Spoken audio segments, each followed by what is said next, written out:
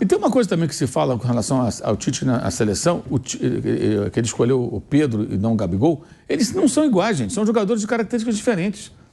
O Gabigol não disputou a posição com o Pedro para ir para a Copa, ele disputou a posição com o Antony, com o Vinícius Júnior, com o Martinelli, com o Rafinha, com esses caras.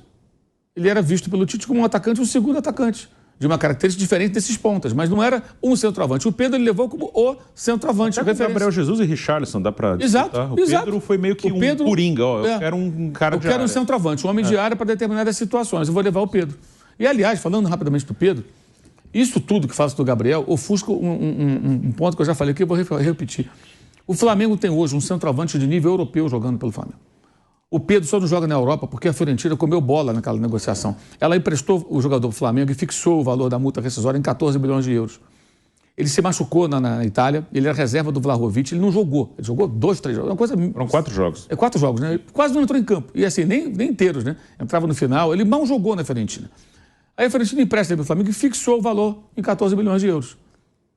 Aí o Pedro foi bem aqui. Quando terminou o período de empréstimo, o Flamengo foi lá, a Fiorentina já queria mudar de ideia, mas está escrito aqui. O Flamengo pagou os 14 milhões e trouxe o jogador.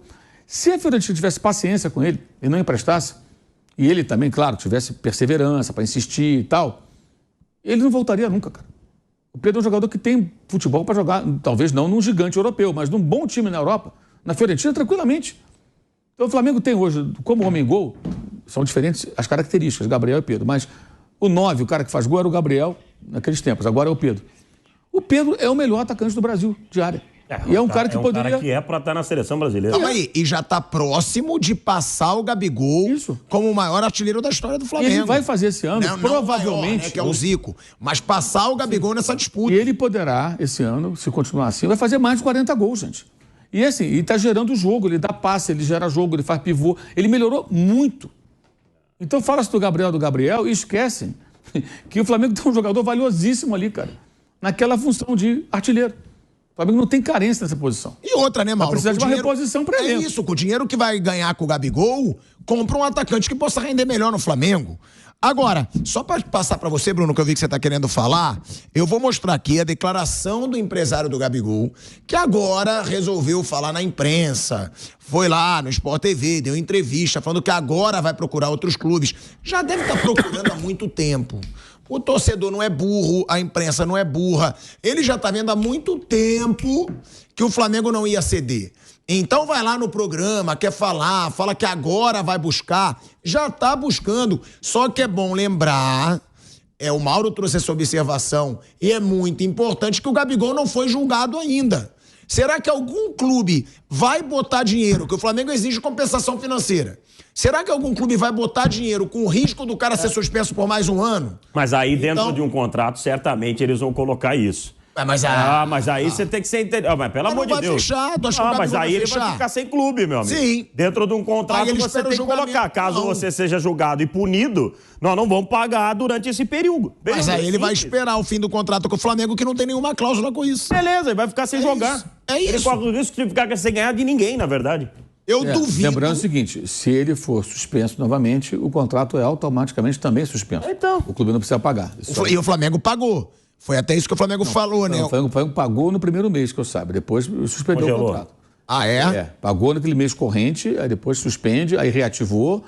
E se ele amanhã for julgado agora em julho, tem contrato até dezembro, foi punido 6 meses, não paga mais.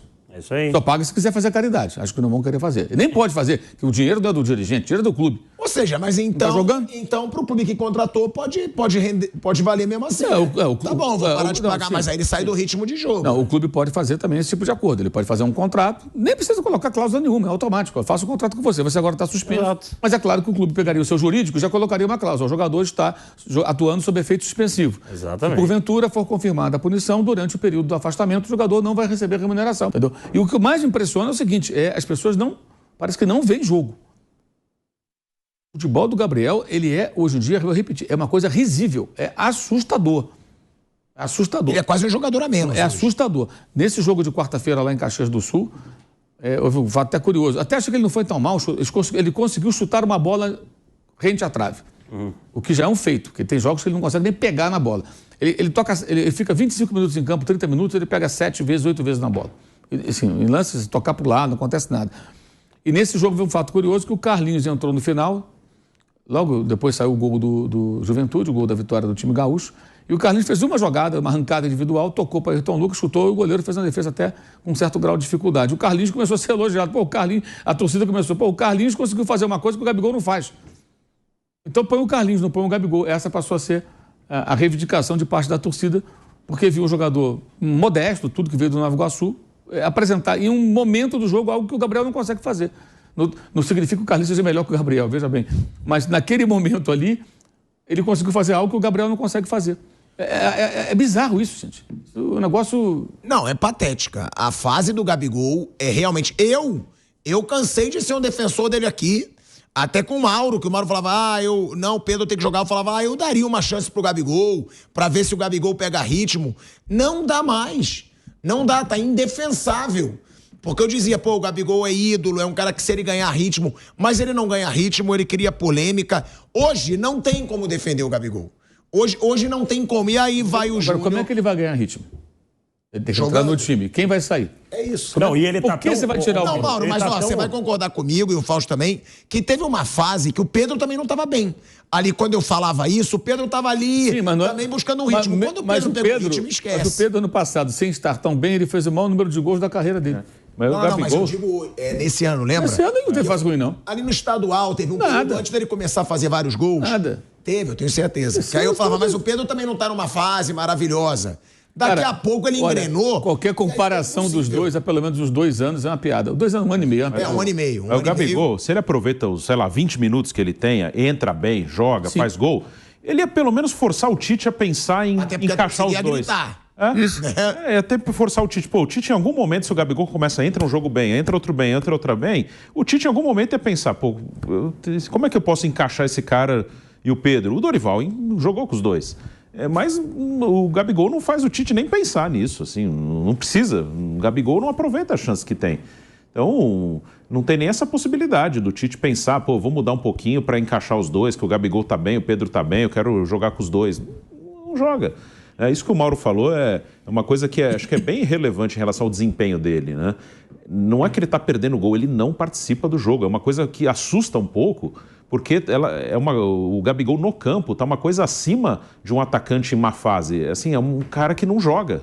Que às vezes você joga, mas você joga mal. Mas você tá jogando. O cara tenta um passe, tá errando, aí tá dando um pouquinho de azar, ele tá batendo, a bola passa perto, não tá entrando, aí ele fica mais nervoso porque a bola não tá... Não é nem isso, assim, ele não tá participando do jogo.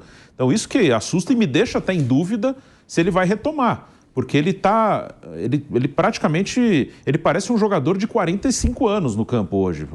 Então eu tenho essa dúvida, né? Porque o ser humano não é tão automático. Não, agora eu vou jogar. Já faz um tempo que ele tá assim, né? É uma coisa nula. Então eu não sei se ele vai conseguir retomar isso aí. Ele parece um jogador desmotivado, né, Fausto? Fausto, pode falar que daqui a pouco eu vou ler aqui o que disse o Júnior Pedrosa, o empresário do Gabigol. Júnior Pedroso, empresário do Gabigol, sobre toda essa situação aí. E aí parece que o Gabigol tá jogando muito, pelo que ele falou em entrevista. Mas é só um detalhe, viu, Pilhado? Eu não sei se vocês lembram. Lembra quando o Pedro estava no banco do Flamengo? Quando ele entrava, fazendo um comparativo dos dois, era uma outra postura do Pedro. O Pedro entrava totalmente motivado para mostrar algo diferente e fazia gols. Eu sempre falei aqui nos programas que eu participava, eu preferia o Pedro do que o Gabigol. A característica é diferente, mas é um cara que você via se entregar mais. É um jogador que, pra mim, é um pecado mesmo não estar no futebol europeu. É bom pro torcedor do Flamengo, é ótimo pro Flamengo isso, né? Porque o Pedro, na minha opinião, é nível de futebol europeu mesmo. É um jogador diferente. Eu não tenho a menor dúvida que seria, pra mim, titular de seleção brasileira. Eu sempre gostei muito do Pedro. Além de tudo, eu gosto da cabeça do Pedro. Porque tem gente que não concorda comigo, mas eu acho que interfere sim o comportamento extra-campo. Interfere mesmo, né? Você vê a postura de um e de outro. Lembra quando o Pedro estava no banco e começaram a falar, Palmeiras, contrata o Pedro, vai atrás quando o Palmeiras, que era o grande investidor do momento, o Atlético Mineiro, vai atrás do Pedro, não é possível o Pedro aceitar o banco. A gente falava, não é possível. O Vampeta sempre falou isso aqui. Pô, isso me preocupa, porque jogador que aceita tão facilmente o banco não vai. Mas eu acho que o Pedro soube a hora certa de assumir a titularidade, tem uma postura completamente diferente do Gabigol, fazendo esse comparativo. O Gabigol deveria fazer o que o Pedro estava fazendo naquela época, quando entra, aproveitar a oportunidade. A verdade é uma só. Já era o laço entre Flamengo e Gabigol. Já era. Você estender até por um contrato do mesmo jeito que tá, Mauro, não seria benéfico nem pro Flamengo, nem pro Gabigol. Não cabe mais, não dá mais. A história ficou muito legal, a história do Gabigol, com a camisa do Eu acho que não tinha que oferecer nada. Quando eu falei, assim, eu acho que o máximo que seria tolerável seria uma prorrogação de contrato em condições muito específicas. Assim, mais pela história dele, assim, eu tô te dando uma oportunidade de você mostrar pra mim que tu joga bola ainda, porque eu já não sei mais se você joga bola. Gente, o que eu concordo com o Mauro é que o Landim, ele foi frouxo. Foi frouxo. Ele só fez essa proposta porque vai ter eleição. Lógico. Ele precisa ter o apoio da torcida. E aí ele ficaria marcado como o cara que mandou o Gabigol embora. Tipo, se o Gabigol arrebenta em outro clube, ele mandou embora. Agora não. Agora ele ofereceu, mas o Gabigol quis ir. Ele ofereceu uma coisa que ele sabia que o Gabigol não ia aceitar. Mas não foi inteligente também, porque nem nesse momento aí a totalidade da torcida do Flamengo apoiava a permanência do Gabigol. Então, mas ó, eu vou te falar. A gente conhece o torcedor. Até o que apoia a saída do Gabigol, se o Gabigol arrebenta saindo do Flamengo e o Landim nem oferecesse algo... Vamos lembrar. Lógico que falar, viu, Landim, você mandou o Gabigol embora. Mas aí é o torcedor, que depois de uma semana veio o Pedro e faz 3 gols no Flamengo, já não lembra mais. Isso. É assim. Só pra encerrar aqui, essa questão de nesse momento, ter alguém pra falar, meu Deus, pro Gabigol, é real, gente. Isso é muito sério pro Gabigol.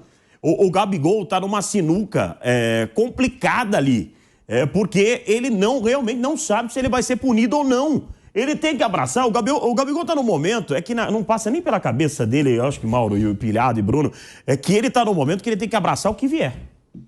Eu acho que não passa isso pela cabeça. Claro que não. Não passa, mas... Ele acha que ele vai ter proposta do Real Madrid. Mas aí é uma loucura. O Gabigol, com a cabeça dele, ele acha que ele ainda é o cara. Mas o mais sério é que ele pode tomar um gancho gigantesco. E aí a carreira dele ir pro buraco, cara. Ganhou tudo que ganhou, que seja feliz até de 100 anos com o dinheiro que conquistou e conquistou dentro de campo, batalhando, enfim. Agora, é muito sério e não é só pro Gabigol isso serve pra todos, cara. Não tem essa assessoria, não tem o cara que auxilia, que ajuda, não existe isso. Eu não tenho dúvida, conhecendo a arrogância do Gabigol, ele acha que ele precisa de uma proposta de um clube grande, por 4 anos de contrato, ganhando uma fortuna. Pô, isso eu não tenho a menor dúvida. Eu acho que o Gabigol, assim como o titio dele, que o Mauro César falou, tá achando que a culpa é do Tite. Eu tenho certeza, o tio do Gabigol não falou isso à toa. Ele é um cara que vai logo pros Estados Unidos. Não. Emirados Árabes. Eu não acho. Você acha? Eu acho que ele vai pegar um clube brasileiro. O Pato foi, hein? E ó, o Pato foi nos Estados Unidos lá ganhando dinheiro, hein? Eu acho, inclusive, e aí é uma opinião minha, que o Gabigol vai jogar bem em outro lugar. Eu acho. Tomara. Eu não acho que é o fim de carreira do Gabigol, como alguns dizem. Não acho fácil. Mas eu acho. E acho sim que a marra do Gabigol também está interferindo na sua atuação. Porque eu acho que tem um corpinho mole pra não quero jogar então com o Tite. Dane-se. Esse cara não me dá vaga, eu acho que tem uma briga de vaidade ali. Esse cara já me ferrou na Copa, conhecendo cabeça de jogador marrento como o Gabigol. Ele deve pensar, esse cara já me ferrou na Copa, agora tá me tirando no Flamengo, eu que não vou Mas aí a vaidade deveria falar mais alto pra ele, jogar pra caramba pra calar o que o outro pensa dele. Sim, concordo. Isso seria uma vaidade inteligente, né? É que eu acho que ele viu que não dá mais pra ele no Flamengo. Então. E agora ele quer ir embora.